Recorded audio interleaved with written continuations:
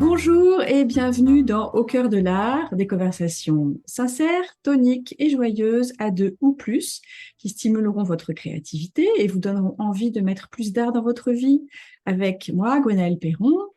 Et moi, Sabina Pinzan. Et nous sommes toutes les deux des artistes basés en Bretagne. Alors, aujourd'hui, Sabina, on a choisi le sujet de la cohérence parce que, en fait, l'idée est partie d'un commentaire que j'avais reçu sur une de mes vidéos d'une personne qui, justement, évoquait ce sujet et on a pensé que c'était une question intéressante à aborder parce qu'on entend beaucoup parler de ça. Il faudrait avoir une cohérence dans son travail. Et donc, on avait envie d'en discuter aujourd'hui. Comment tu définirais la cohérence? Qu'est-ce que ça représente pour toi, la cohérence dans le travail de l'artiste? La cohérence dans le travail d'un artiste, pour moi, se résume à un ensemble d'éléments qui vont rendre le travail lui-même harmonieux et d'une certaine manière homogène ou logique. Disons que c'est aussi des synonymes hein, du mot cohérence. Donc Ouais, voilà, je définirais ça comme ça, et puis plus tard on pourra parler un peu plus de quels sont ces éléments justement qui donnent de la cohérence au travail d'un artiste. exactement, c'est ce qu'on va faire.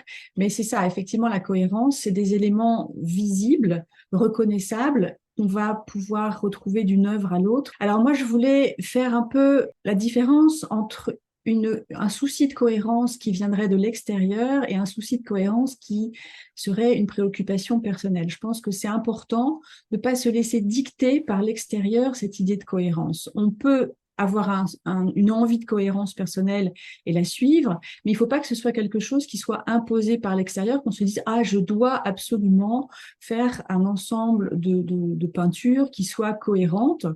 C'est un choix. Et il faut toujours garder une certaine forme de liberté par rapport à ça. Et je pense que c'est important de savoir aussi où on se situe, si on est dans les débuts de la création ou si on est un peu plus expérimenté. Et je crois qu'au début, il faut vraiment se laisser la liberté d'explorer, de toucher à de nombreuses techniques, d'envisager différents sujets.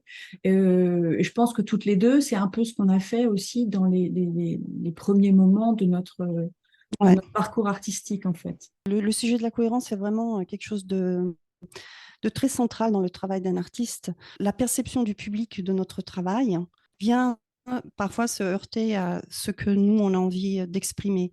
Le public va regarder les œuvres et essayer de trouver un, Un fil un conducteur. élément visuel commun à travers tout le travail de l'artiste. Et je pense récemment, quand j'ai participé à un salon d'art, ma voisine avait, par exemple, exposé une série de tableaux faits au collage. Au milieu de ses œuvres, elle avait aussi exposé des peintures faites au pastel sec. Et c'est vrai que ce qu'on a remarqué toutes les deux pendant les 4 jours qu'on était là, c'est que les gens se sont arrêtés pour regarder les peintures faites au collage et aucune personne s'est arrêtée regarder les peintures faites au pastel, qui étaient très belles d'ailleurs, mais quelque part, elles n'avaient pas leur place là. Elles étaient encadrées, alors que les toiles faites avec du collage n'étaient pas encadrées.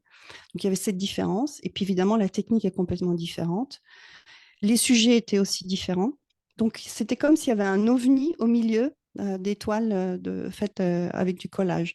Et ce qui fait que instinctivement, le public ne s'est pas du tout orienté vers le pastel. Et donc, ce qu'elle a décidé de faire la dernière journée, c'est de carrément enlever les peintures faites au pastel pour qu'il y ait justement une harmonie, on va dire, certaine plus de cohérence dans sa Ouais, présentation.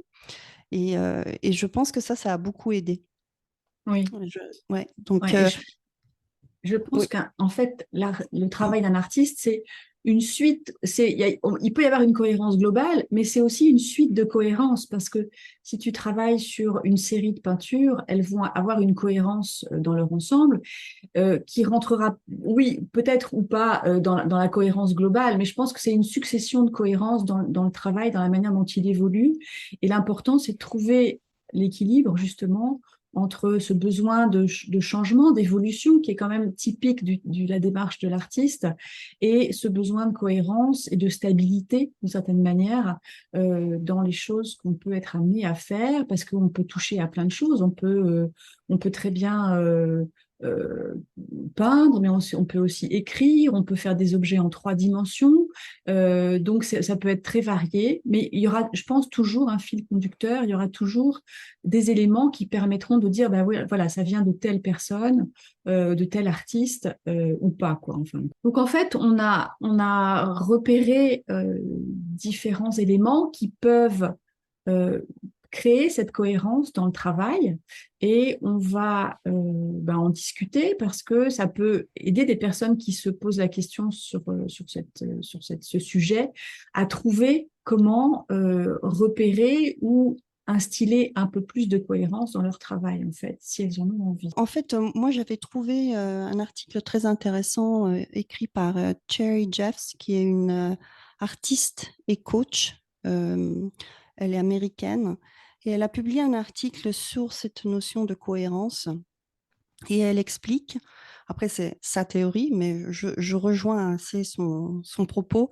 la cohérence dans le travail artistique, elle dit, peut être atteint à travers différentes choses.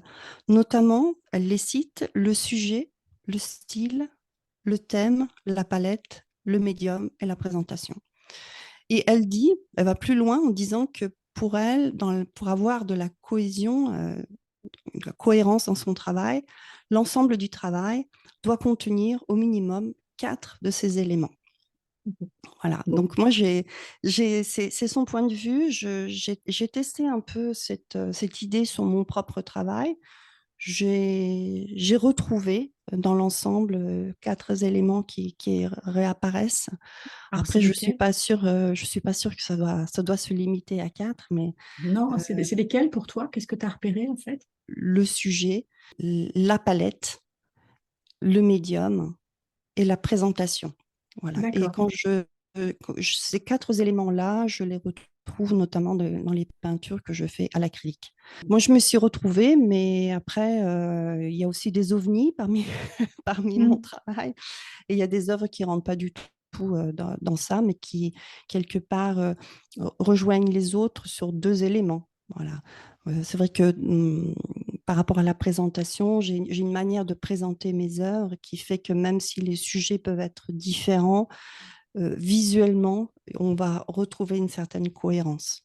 Est-ce que chez toi, il y a aussi cette notion de cohérence, qu'il y a des éléments particuliers, tu penses, qui définissent la cohérence dans ton travail? Je pense que oui. Alors, je dois avouer en toute franchise que c'est une question sur laquelle je ne m'étais pas penchée du tout avant qu'on décide d'en parler aujourd'hui. C'était pas dans mon souci, en fin de compte. Mais c'est vrai qu'il y a des éléments qui reviennent dans la technique, c'est-à-dire que j'aime bien partir du chaos et puis sortir de ce chaos. Donc ça, c'est souvent un point de départ commun à ce que je fais. Je dirais qu'il y a aussi un peu l'obsession du mouvement. Je cherche à donner une impression de mouvement souvent dans ce que je fais. Donc ça peut être aussi un fil conducteur. La palette de couleurs, comme toi aussi, hein, moi j'aime bien les choses assez colorées. J'essaye de mettre un peu de neutralité, mais j'ai beaucoup de mal, j'ai beaucoup de mal. Donc voilà, je sens que c'est pas dans ma personnalité en fait, c'est pas quelque chose qui me vient naturellement. Il y a des gens qui sont très doués pour créer des teintes neutres, des choses très subtiles. Moi, c'est un petit peu plus violent. Puis cette espèce de manière de se trouver toujours entre abstraction et figuratif dans cette limite un peu floue là. Où on va voir dans quelque chose qui est plutôt abstrait des paysages ou des choses comme ça. Donc ça, c'est aussi un fil conducteur. Mais comme toi, on ne va pas forcément le retrouver partout. Mhm. Je sens aussi qu'il y a des choses que j'ai envie de faire différemment, j'ai envie d'évoluer. Alors, ces éléments vont peut-être rester, mais se traduire différemment. Donc voilà, mais c'est vrai que c'est pas quelque chose qui m'a obsédée jusqu'à maintenant. Je me suis pas vraiment posé toutes ces questions. J'ai un peu une approche un peu instinctive et spontanée de la peinture, et peut-être que ça manque de réflexion, peut-être que ça manque de recul par rapport à l'ensemble du travail. Mais c'est vrai que je m'étais pas posé cette question. Mais voilà, maintenant je vais y faire plus attention. Oui, moi aussi, je ne m'étais pas posé la question. je me suis prêtée à l'exercice parce que justement, j'étais tombée sur cet article. Après, ce que j'ai trouvé intéressant, c'est qu'elle propose une manière d'identifier comment on veut que notre travail soit cohérent. C'est-à-dire que si on a déjà testé plusieurs choses, on a représenté différents sujets, on a utilisé différentes techniques, on a présenté les choses différemment, et puis qu'au final, on se dit, bon, on aimerait bien peut-être recentrer un peu notre travail et approfondir ou améliorer cette cohérence. Elle propose simplement de passer du temps à regarder chacune de nos œuvres et d'analyser chaque œuvre. Donc, se poser la question, quelle technique j'ai utilisée, quel est le sujet, quelles sont les couleurs que j'ai employées, qu'est-ce qui m'a plu dans cette pièce, qu'est-ce qui m'a pas plu, quel sentiment dégage cette œuvre, est-ce que ça me convient, est-ce que c'est quelque chose que j'ai envie de reproduire ou pas. Et donc, voilà, elle propose de noter sur une feuille de papier la réponse à toutes ces questions et de répéter l'exercice peut-être sur différentes peintures. Et ensuite, essayer de réfléchir à comment aller plus loin sur les points qui nous ont particulièrement plu ou qui nous ont motivés. Et donc, d'orienter le travail sur ces éléments-là. Voilà, je trouve que c'est un exercice très simple, c'est assez logique, c'est assez intuitif, mais je trouve simplement de le voir écrit et de se dire, OK, je vais prendre le temps de la réflexion sur mon propre travail. Je pense que ça peut être utile pour, pas que pour trouver une certaine cohérence, mais aussi pour évoluer dans son travail d'une manière qui va nous apporter, qui va nous permettre de grandir en fait dans le travail qu'on fait, qui va nous permettre d'affiner les choses dans lesquelles on se sent bien. Et je pense, voilà, juste pour ça, l'exercice est super intéressant. Ouais, et puis je pense que ça peut permettre de mieux parler de son travail aussi, de mieux comprendre sa propre Ouais, démarche et que quand on expose après ou quand on participe à différentes choses, ça peut permettre aussi d'avoir une vision plus claire de ce qu'on fait, de vers quoi on va et d'en parler mieux. Alors, si tu veux, on va parler un petit peu des différents aspects de cette cohérence rapidement pour développer un petit peu ces différents éléments de la cohérence. Donc, le sujet, par exemple, on peut commencer à parler du sujet. Donc mhm, là, c'est vrai que quand on regarde la plupart des artistes connus, il y a souvent des thèmes, des thématiques, des sujets, des motifs qui reviennent en fait dans leur travail. Dans un numéro précédent, on avait parlé de Le Groumelec, tu sais, cet artiste breton. oui, Il y a toujours trois éléments qui reviennent chez lui, il y a la maison, le monolithe, la croix. Donc là, effectivement, ça donne déjà une base cohérente à l'ensemble de son travail. Je pense aussi, par exemple, à Pierre Bonnard, qui a souvent peint des femmes, des intérieurs. Donc là, c'est pareil, avec une recherche dans certains sujets ça va être facilement discernable. Si on met un Bonnard et je ne sais quel artiste côte à côte, on saura tout de suite faire la différence. Je pense aussi à Ernest Pignon-Ernest, tu sais, qui a eu une exposition il y a peu de temps au centre de, de Landerneau.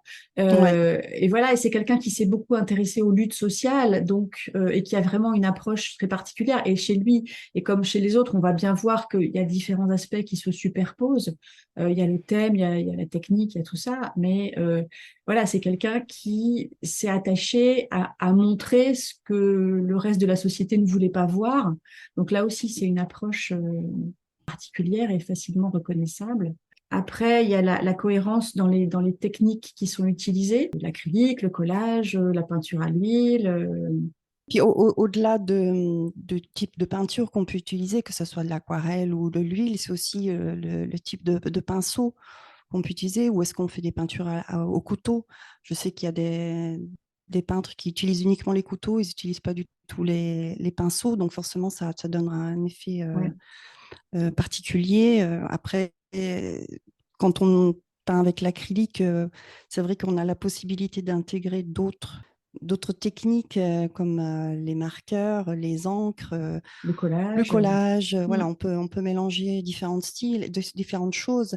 Et donc, oui, la technique, pour ce qui me concerne, par exemple, avec l'acrylique, j'ai tendance à utiliser le collage toujours un peu de la même manière. Et même si j'ai essayé de dévier, c'est plus fort que moi, je reviens toujours là-dessus. Et quelque part, c'est ça aussi qui donne de la cohérence à travers mes œuvres que j'ai faites avec l'acrylique et le collage. Mm. Et c'est vrai que on parlait tout à l'heure de rechercher de la cohérence, et parfois la cohérence, elle s'impose, notamment pour moi avec le collage. C'est-à-dire que j'ai beau essayer d'introduire d'autres éléments de collage, mais systématiquement, je reviens sur le même type de collage. L'application est très semblable parce qu'en fait, c'est quelque chose qui me parle, c'est quelque chose que j'ai envie de travailler. Donc voilà, à Mm. travers la technique, on découvre aussi ce qui nous plaît, comment Oui, voilà, c'est ce qui est au toucher, ce qui peut se passer au niveau du toucher, au niveau des outils qu'on utilise. Donc c'est aussi physique, c'est pas que la matière qu'on utilise, mais c'est notre interaction avec cette matière. On va c'est ça. trouver une manière de travailler avec. Et ça peut aussi donner de la cohérence, même si au final, le résultat visuel peut être très différent entre une œuvre et une autre, mais dans la manière de travailler, il y a une cohérence. Voilà. Ouais, ouais. Justement, en parlant des techniques utilisées, moi, j'ai pensé à quelqu'un qui a été vraiment un peu dans l'extrême par rapport à ça. C'est Niki de Saint-Phal avec sa série Tir. Je ne sais pas si tu vois ce que c'était.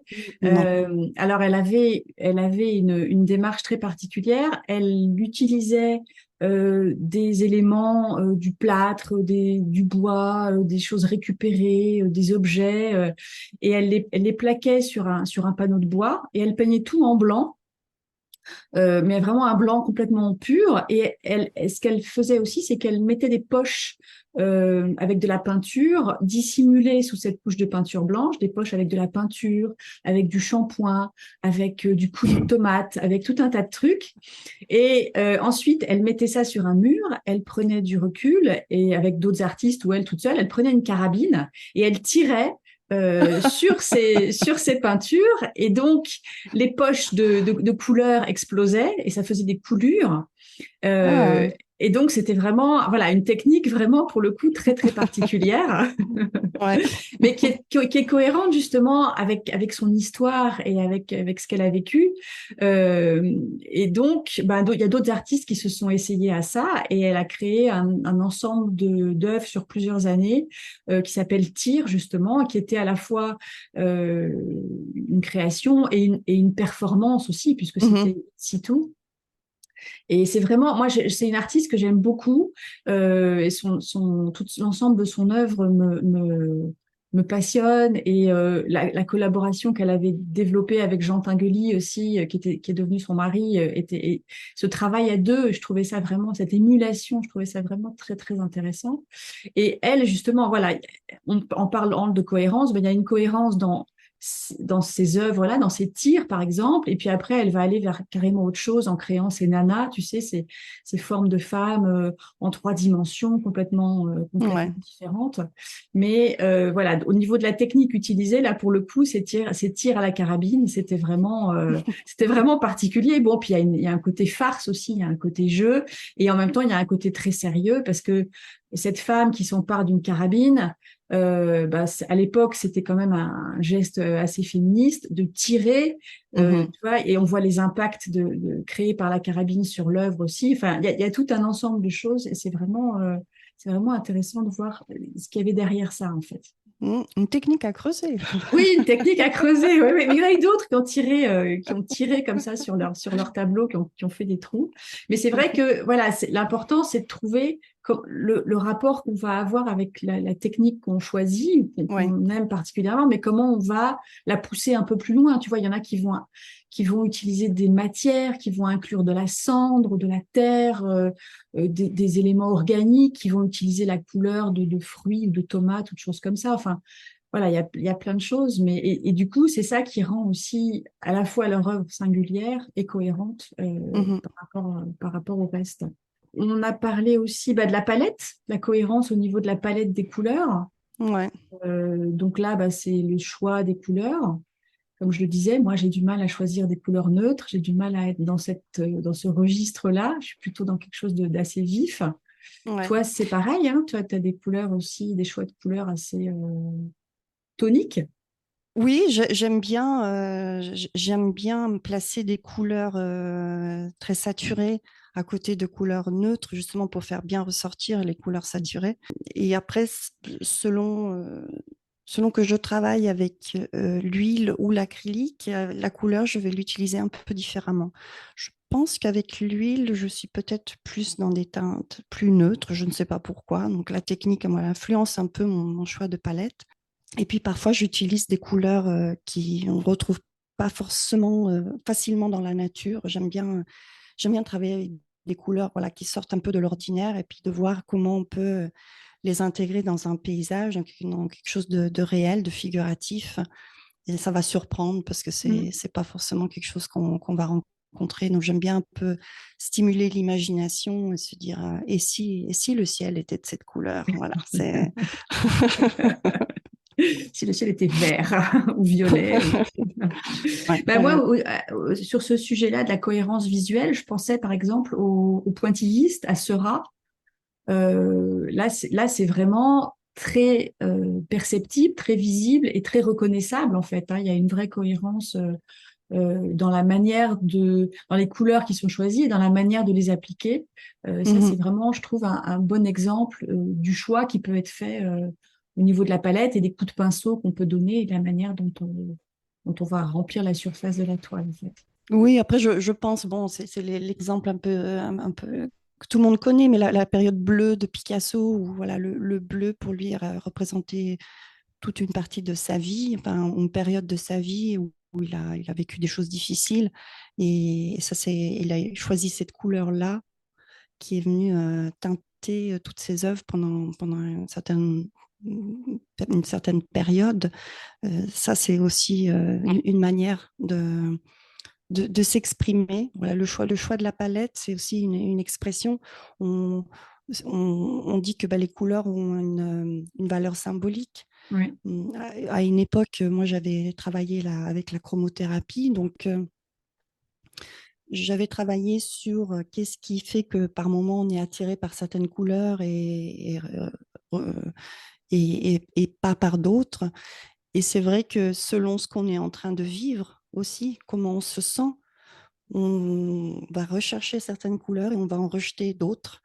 Et c'est intéressant de voir ça. Et quand on commence à creuser un peu cette notion de symbolique des couleurs et qu'on comprend un peu comment nous-mêmes on interagit avec les couleurs, ça peut aussi nous aider à comprendre quelque chose sur nous-mêmes.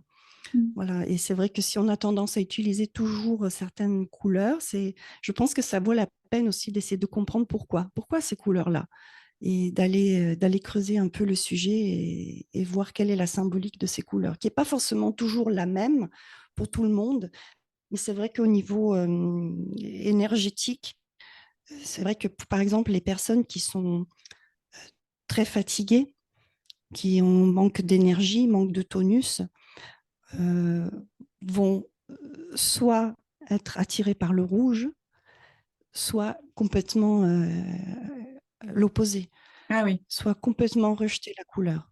Donc d'accord. ça dépend vraiment de comment nous on interagit, mais ça va être à l'extrême. Ça va être, j'utilise beaucoup de rouge parce que j'ai besoin d'énergie et le rouge est une couleur tonifiante, Bah oui, ou alors je la rejette parce que elle me c'est permet pas de me trop reposer. fort. C'est Mm. trop. Mm. J'irai plutôt vers des bleus, des verts qui vont m'apaiser, vont me calmer. Donc D'accord. voilà, Oui, c'est je pense qu'en intéressant. tant qu'artiste, c'est Mm. intéressant aussi quand on choisit d'utiliser la palette comme élément de cohérence, de comprendre pourquoi cette palette. Voilà, ça Ouais, peut ouais. aussi nous aider à évoluer et puis peut-être après à introduire d'autres couleurs si on évolue dans notre vie personnelle aussi. Voilà. Mm, mm. Ouais. On parlait aussi de la cohérence dans la présentation, en fait. Alors là, cette cohérence, ça peut s'exprimer dans la manière dont on occupe la surface de la toile. Ça peut s'exprimer dans les formats qu'on utilise. Il y a des personnes qui utilisent toujours les mêmes formats, dans la manière dont on encadre sa toile, la manière dont on la présente. Toi, tu disais que c'était un élément important chez toi. Oui, c'est vrai que j'aime bien les formats carrés. Alors, j'écoutais récemment une interview d'une artiste qui disait si on travaille sur des paysages, il faut surtout pas utiliser les formats carrés. Et ensuite, comme je travaille beaucoup sur bois, au niveau de la présentation, lorsque j'expose, je vais avoir une préférence pour les caisses américaines, qui sont la meilleure manière que j'ai trouvé Mm. d'exposer des peintures faites sur bois, quoi. Voilà. Ouais, ouais, Et toi, tu as ouais. des éléments aussi de présentation qui... Non, non, non, j'ai pas vraiment ça. J'ai tendance à mettre le bois aussi dans des caisses américaines et à laisser toiles sur châssis comme ça, sans les encadrer, me disant que les personnes qui les achètent choisiront ce qui leur convient le mieux. Mhm, Mais c'est vrai que le fait de réfléchir à ça et de voir la manière, notamment dont certains artistes occupent l'espace de la toile, certains, je me rappelle plus du nom de cette personne, mais remplit la toile et laisse une bande en bas pour écrire un peu, pour décrire un peu ce qui se passe sur la toile, pour mettre des mots. Et donc, cette manière d'occuper l'espace de la toile différemment, je dois avouer que ça m'a ouvert un peu d'autres perspectives. Et c'est peut-être un élément auquel je ferai plus attention dans lequel je serai peut-être plus consciente dans les travaux à venir, en fait, parce que je mhm, trouve que c'est quelque chose qu'on ne pense pas forcément à explorer et qui recèle des potentialités qui peuvent donner quelque chose de vraiment original, en fait. J'avais fait une vidéo comme ça où je proposais aux gens de s'intéresser au bord de la toile. Et c'est vrai qu'on a tendance à mettre le sujet vraiment au centre, ou ouais. en tout cas dans la partie principale. Et travailler sur le bord de la toile, ça peut aussi être quelque chose d'extrêmement curieux et intéressant à faire, quoi, en fait, de pas Mhm. mettre l'essentiel au milieu, mais sur les bords. Je trouve aussi très intéressant cette notion de comment on occupe l'espace sur le support. Lorsqu'on fait, par exemple, on travaille sur des paysages, on a tendance à faire des paysages très horizontaux. Il y a beaucoup de lignes Horizontaux. horizontaux, pardon. Et c'est vrai qu'il y a aussi d'autres manières de faire, de développer des paysages. On peut aussi penser à la verticalité. Et, hum, et c'est vrai que ça, c'est quelque chose aussi dans mon travail que je suis en train d'essayer de comprendre. Cette horizontalité dans mon travail est très présente et je la trouve aussi nécessaire. J'ai souvent essayé de développer des peintures avec des lignes euh, en diagonale ou développer des sujets qui vont occuper l'espace d'une manière différente. Et je reviens très souvent sur l'horizontalité parce que c'est quelque chose qui m'apaise, c'est quelque chose qui me fait du bien. Et donc, voilà, en cherchant sa cohérence, à nouveau, il faut aussi se connecter à soi-même et comprendre est-ce que ça nous fait du bien de la manière dont on occupe l'espace. Est-ce qu'il est aligné avec, est-ce qu'on est aligné avec nous-mêmes en le faisant ou est-ce qu'on est en train de se mettre dans une zone pas confortable? Mm. Voilà, je pense que ces choses-là sont aussi importantes. Et Oui, et la cohérence peut être aussi d'avoir la volonté de sortir du confort, justement. Ça peut être aussi ça. Enfin, tu vois, oui, oui, oui. c'est ça. Le risque, quand on va vers c'est important d'aller vers ce qui nous correspond, mais d'aller un peu au-delà peut-être aussi et de dépasser certaines facilités ou certains automatismes, en fait. Comme tu disais, on revient toujours vers les mêmes couleurs ou vers la même forme de composition et, des fois, ça peut être bien d'aller tester. Et le sketchbook, par exemple, ça peut être un bon support pour faire ça, pour chercher peut-être une nouvelle cohérence, pour chercher quelque chose d'un petit peu différent. Et là, je renvoie à notre épisode sur le sketchbook, évidemment. Oui, oui, c'est vrai que après, quand on parle des artistes qui sont un peu plus expérimentés donc, qui vont exposer leur travail et donc pour lesquels cette notion de cohérence va être importante vis-à-vis d'un public, je pense que c'est bien de la garder. Une certaine forme de cohérence est bonne dans la présentation, mais comme tu dis, justement, je pense qu'il y a aussi ce travail à faire tout seul dans son atelier où on sort de cette cohérence. Il faut continuer à tester différentes techniques, différents styles, des palettes, des couleurs de palettes différentes pour expérimenter et voir si on peut introduire des nouveaux éléments. C'est très important de ne pas rester bloqué dans son univers de cohérence et Mm. de continuer à explorer ailleurs et pas forcément sur ce qu'on va présenter, mais Oui, oui, oui. Et je crois que la plupart du temps, la personnalité de l'artiste le pousse justement à aller vers autre chose, à tester autre chose. Si on devait faire tout le temps la même chose, on s'ennuierait et donc on a envie d'aller vers quelque chose de différent, de tester d'autres techniques, d'autres médiums, d'autres approches. Et justement, ça nous renvoie un peu vers une autre cohérence aussi, qui est la cohérence conceptuelle ou méthodologique, euh, qui là va être dans l'approche, en fait, dans la manière dont on approche certains sujets.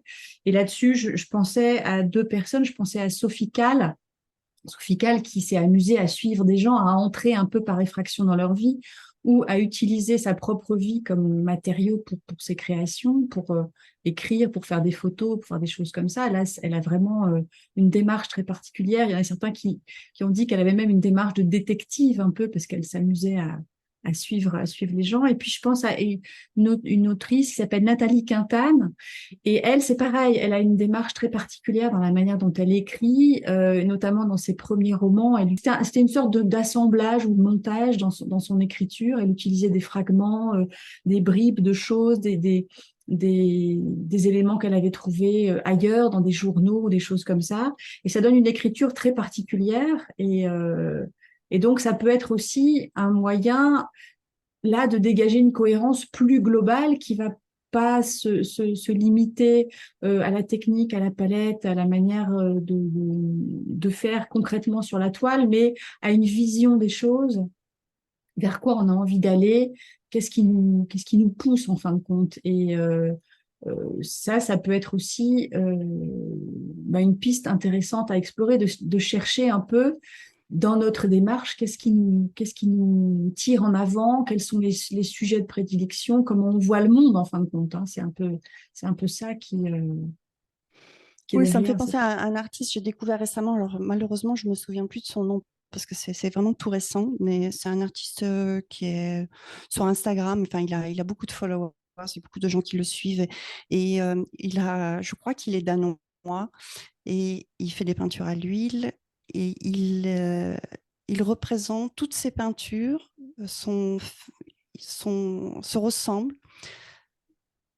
par le sujet qu'il choisit, c'est-à-dire qu'il est dans l'exploration du rôle de l'homme blanc dans la société.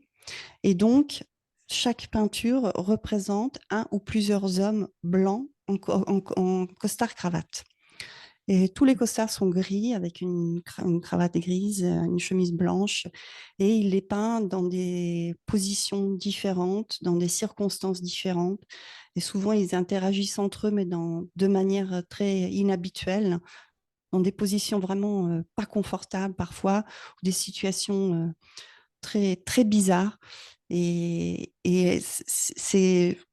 je pense qu'on ne comprend pas forcément ce qu'il veut dire, mais ce que je trouve intéressant, c'est que il a fait le choix d'explorer un sujet qui est vaste, le rôle de l'homme blanc dans la société.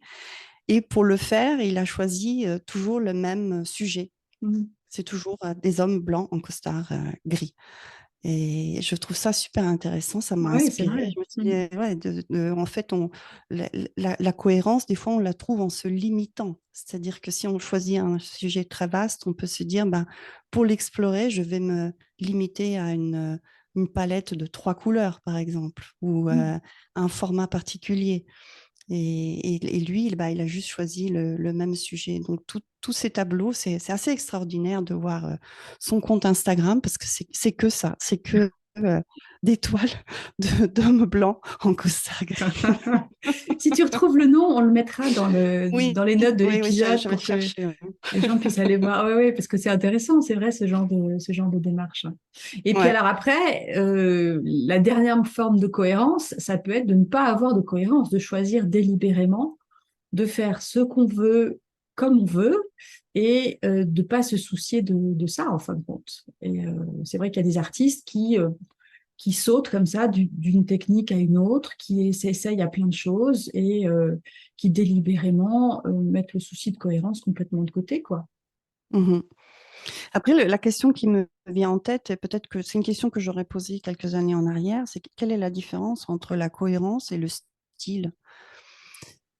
Est-ce que toi, tu as une idée par rapport à ça? Parce que Oui, alors je par pense rapport à que tout ce qu'on vient de dire, ouais. le style, c'est peut-être quelque chose de plus visuel, alors que la cohérence, elle peut s'exprimer visuellement, mais elle peut aussi s'exprimer par l'approche, par la manière dont on conçoit son travail, par tout ça. Je pense que la cohérence, elle est plus large que le style, en fin de compte.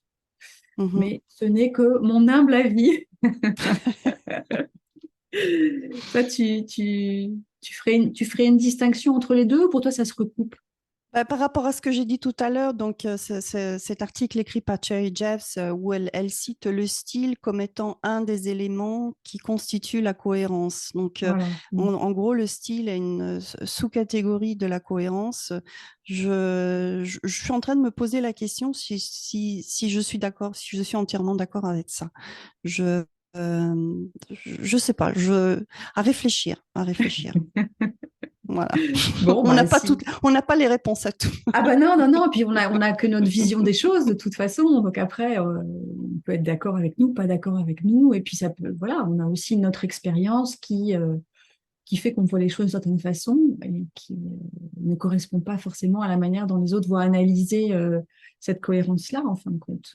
Moi, je Mhm. me suis demandé si ce souci de cohérence, c'est quelque chose qui a toujours été ou pas, et je me suis demandé si c'était pas un peu le marché de l'art qui avait tendance à pousser les artistes vers ça, en fait, vers ce souci de cohérence. Je suis pas sûre que autrefois, les artistes, c'était une préoccupation pour eux. Je suis pas certaine, j'en sais rien. Mais je me suis demandé si c'était pas le marché de l'art tel qu'il est aujourd'hui qui poussait à ça pour que on reconnaisse facilement la patte de tel ou tel artiste et que quand on est riche et qu'on devient collectionneur et qu'on peut avoir des toiles de un tel et un tel, eh ben on peut se targuer de les avoir parce que c'est facilement reconnaissable et on voit la différence entre tel peintre et je sais pas, je me suis demandé si c'était pas un peu le marché qui poussait à ça parce qu'on voit aussi par exemple dans la littérature que certains auteurs, au début, sont très novateurs, vont mettre en place un style particulier, vont commencer à écrire des livres qui ressemblent à rien. Et puis, il y a un engouement du public pour ça, ils commencent à vendre. Et puis après, au niveau du marketing, ben, on a envie qu'ils refassent la même chose, en fin de Mhm. compte. Ouais. Et il y a cette espèce de pression d'être cohérent, justement, de retrouver les éléments du premier dans le deuxième, dans le troisième. Et ça, je pense que ça peut être vraiment un danger pour les créateurs, pour les artistes, de se laisser happer par ce système-là, qui est un système marketing, en fait, qui veut que les gens, bah, on fait du Amélie Nothomb. Amélie Nothomb, quand elle sort un bouquin, on sait ce qu'on va y trouver, c'est tout le temps la même chose, donc on n'est pas surpris. Non, mais c'est vrai, elle fait du Amélie Nothomb, c'est toujours le même format, c'est toujours un peu les mêmes sujets, voilà, et elle sort pas tellement de ça. Et il y a d'autres, je pense à Jean Vautrin, par exemple, aussi, qui, au bout d'un moment, faisait du Vautrin, quoi. Et ça, c'est un danger, le danger du marché, quoi. Et c'est vrai que on a besoin de sécurité, on a besoin de gagner sa vie, on a besoin d'une certaine forme de confort. Est-ce qu'on doit y sacrifier son travail ou pas? Est-ce qu'on s'en rend compte quand ça arrive? Je sais pas. Mhm. Mais c'est aussi des questions qu'on doit se poser par rapport à ça. Et c'est ce que je disais. Est-ce que c'est un souci externe? Est-ce que c'est une pression parce qu'on voit les autres faire comme ça ou on pense qu'on attend ça de nous, on se met à faire quelque chose de cohérent, ou est-ce que c'est vraiment un désir interne? Et est-ce qu'après tout, la cohérence, elle se voit pas à la fin d'une vie d'artiste plutôt que pendant, tu vois, et quand on se Hmm. retourne, on voit que effectivement, il y a un motif, il y a une répétition, il y a quelque chose qui revient, mais ça n'est perceptible qu'à la fin, quoi. Ouais. Voilà, tout ça, c'est des questions que je me pose. Oui, moi, en préparant cet épisode, je me posais la question, le pourquoi. Ça sert à quoi, en fait, la cohérence? Et j'ai essayé de trouver une raison pour laquelle on aurait besoin de cohérence. Et je pense que, en gros, j'ai trouvé que deux pistes. La première, c'est pour permettre à notre public de comprendre notre travail ou notre univers. Je pense que s'il y a une certaine cohérence, donc en faisant référence aux éléments qu'on a cités tout à l'heure, ça permet au public de mieux comprendre ce qu'on fait, de notre démarche. Donc ça va peut-être faciliter le dialogue avec notre public sur notre propre travail si on a une cohérence. Ça peut être une raison d'avoir la cohérence dans le travail. Et ensuite, on a évoqué ça aussi un peu tout à l'heure, c'est pour orienter le travail vers quelque chose qui est unique et qui nous motive en même temps. Et donc, ça va nous permettre, par exemple, de perfectionner une technique ou d'explorer sous toutes ses coutures un sujet ou une palette. Voilà. Je pense que la cohérence, ça peut aider dans ces deux choses-là. Mais je te rejoins entièrement sur le fait que il faut rester vigilant sur ce qui est attendu par le marché, par le public et ce que nous, on souhaite faire. C'est ça, Voilà, il faut défendre sa liberté d'artiste, en fait. Il faut vraiment ouais. la préserver. Moi, je crois que c'est ça, ce qui est vraiment important, c'est ça, et de rester curieux et de rester ouvert. C'est pour moi plus important que de se soucier de cohérence, en fait. Moi, je crois que si on est dans une démarche artistique, personnelle et authentique et sincère, la cohérence, elle surgit d'elle-même en fin de compte. Il y a toujours un fil conducteur, même s'il y a des ruptures dans ce que tu fais visuellement, ça ne ressemble pas à ce que tu faisais avant. Il y a toujours un fil conducteur, il y a toujours une manière d'expliquer ces changements ou ces évolutions parce que c'est toi, parce que c'est ton cheminement.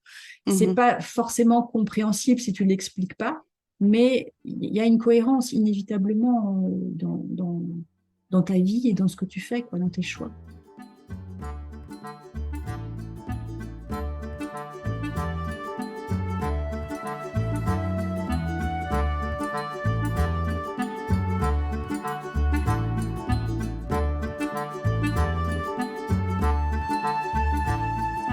Alors, Sabina, on va parler un peu de nos actualités respectives, de ce qui nous a intéressés ou de ce qui nous intéresse en ce moment.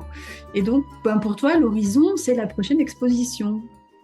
Oui, alors la prochaine exposition aura lieu du 19 juillet au 9 août, de 15 heures à 19 heures. Donc tous les jours, l'entrée est libre. Il s'agit du Carrefour d'artistes. C'est un collectif d'artistes qui sont basés à Plonéour-Lamberne. On est à peu près une quarantaine d'artistes, donc c'est relativement grand. Et là, il s'agit de la 9e édition. Donc, Carrefour d'artistes expose 3 fois par an. Ils ont fait une exposition de sculpture en début d'année qui a eu énormément de succès. Et là, on va faire l'expo dans une salle qui est beaucoup plus grande. Ça s'appelle l'espace Rafalin. C'est un peu un site industriel énorme avec des plafonds très hauts. C'est vraiment gigantesque. C'est utilisé pour plusieurs manifestations, mais notamment celle de Carrefour d'artistes. Et donc, l'expo de l'été est la plus grande de l'année. On va être 37 artistes. Il y aura principalement des peintures, mais il y aura aussi des sculptures. Et cette année, ils nous ont imposé le format. Donc, ils nous ont dit qu'au minimum, les peintures devaient être d'un format raisin. Donc, minimum format raisin. Donc, j'imagine qu'il y aura des œuvres beaucoup plus grandes que ça. Donc, je me réjouis de voir le résultat. J'avais été à l'exposition l'année dernière, l'été dernier. Je ne sais pas quelle était la contrainte l'année dernière. En tous les cas, il y avait de tout. Il y avait des dessins, il y avait des aquarelles, il y avait des peintures à l'huile, il y avait des sculptures, il y avait des céramistes. Enfin, il y avait vraiment de tout. Et c'était un vrai régal. Il y a vraiment toutes sortes d'horizons, toutes sortes de techniques exposées.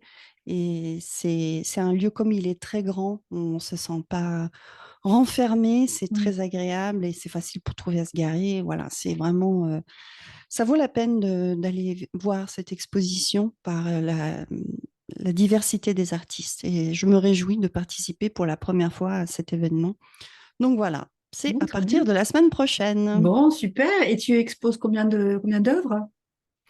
Alors, je pense que vu la taille, je vais pouvoir exposer 4, 5 ou 6 œuvres, pas plus. Donc, je vais en emmener plus. Lundi, on amène nos œuvres et ensuite, en fonction de la place et de la taille des œuvres de tout le monde, on va être obligé de soit augmenter, soit réduire le nombre d'œuvres qu'on peut exposer.